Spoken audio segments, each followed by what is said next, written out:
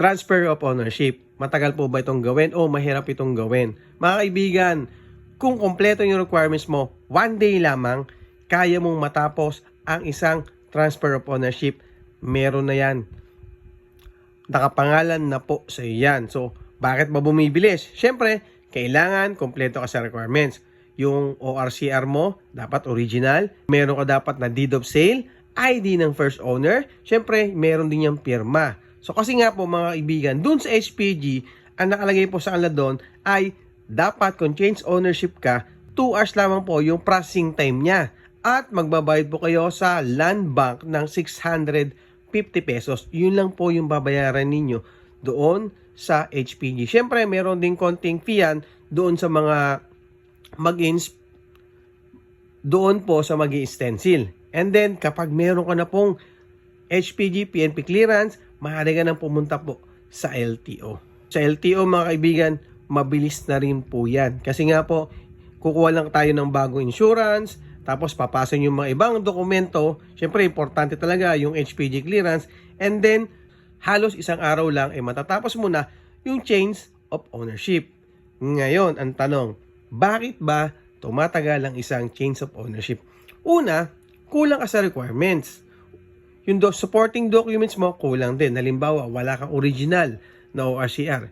So, hindi mo mapapalipat sa pangalan mo yon. Wala kang deed of sale, hindi rin po pwede yun. Wala kang ID ng first owner, hindi rin po pwede yun. Ngayon, sabihin natin, meron ka namang original na ORCR, may ID ka ng first owner, merong pirma yan. And then, saan pa ba tumatagal?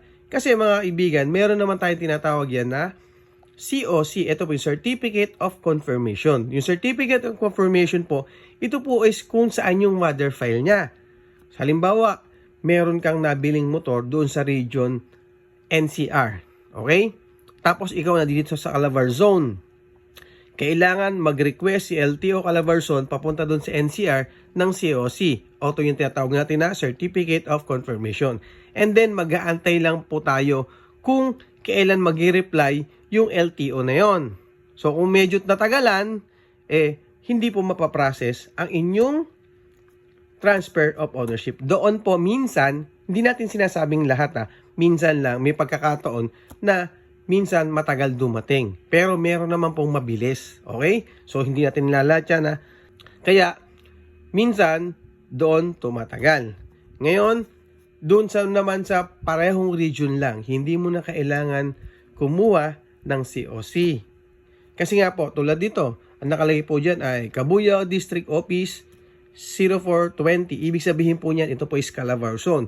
Kaya kung ang nakabili ng sasakyan na to is taga dito lang din sa Calabar Zone o basta Region 4A, hindi na po kailangan ng COC. Kaya mas mabilis na pong ma-process yung change of ownership.